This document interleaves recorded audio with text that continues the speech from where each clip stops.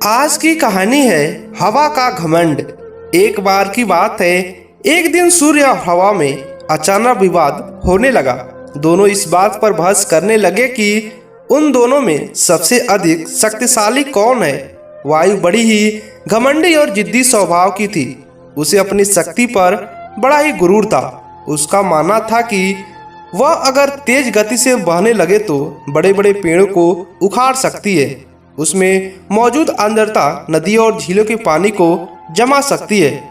अपने इसी घमंड के चलते वायु ने सूर्य से बहस करते हुए कहा, मैं तुमसे ज्यादा शक्तिशाली हूँ। मैं चाहूँ तो किसी को भी अपने झोंकों से हिला सकती हूँ। सूर्य ने हवा की बात मानने से इनकार कर दिया और कहा, बड़े शांत तरीके से, देखो, कभी भी अपने पर घमंड नहीं करना चाहिए। हवा यह सुनकर चिढ़ गई और खुद को ज्यादा शक्तिशाली बताती रही। इस पर दोनों आपस में बहस कर रहे थे कि उन्हें तभी रास्ते में एक आदमी दिखाई दिया। उस आदमी ने कोट पहना हुआ था। उसे देखकर सूर्य के मन में एक योजना आई। उसने हवा से कहा, जो भी इस आदमी को उसका कोट उतारने पर मजबूर कर देगा उसे ही अधिक शक्तिशाली माना जाएगा। हवा ने बात मान ली और कहा, ठीक है, सबसे पहले मैं कोशिश करूंगी। तब तक तुम बादलों में छिप जाओ। सूर्य बादलों के पीछे छिप गया। फिर हवा बहने लगी। वह धीमे धीमे बहने लगी, लेकिन उस आदमी ने अपना कोट नहीं उतारा। फिर वह तेजी से बहने लगी। हवा तेज होने की वजह से उस आदमी को ठंड लगने लगी और उसने अपने शरीर से कोट को और अच्छे तरह से लपेट लिया।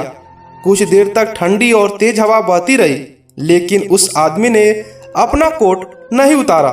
अंत में हवा थक कर शांत हो गई। इसके बाद सूर्य की बारी आई।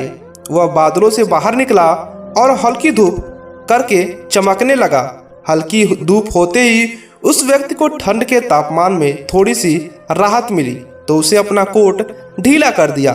इसके बाद फिर सूर्य तेजी से चमकने लगा और तेज धूप निकल गई। तेज धूप होते ही आदमी को गर्मी लगने लगी और उसने अपना कोट उतार दिया। जब हवा ने यह देखा तो वो खुद पर शर्मिंदा होने लगी और उसने सूर्य के सामने अपनी हार मान ली। इस तरह घमंडी वायु का अहंकार भी टूट गया। इस कहानी से हमें यह सीख मिलती है कि खुद की योग्यता व ताकत पर कभी घमंड नहीं करनी चाहिए, क्योंकि घमंड करने वालों की कभी जीत नहीं होती। आपको यह कहानी कैसी लगी हमें नीचे कमेंट कर बताइएगा और इसी तरह की और भी कहानी सुनने के लिए आप हमारे चैनल को सब्सक्राइब कर दीजिएगा।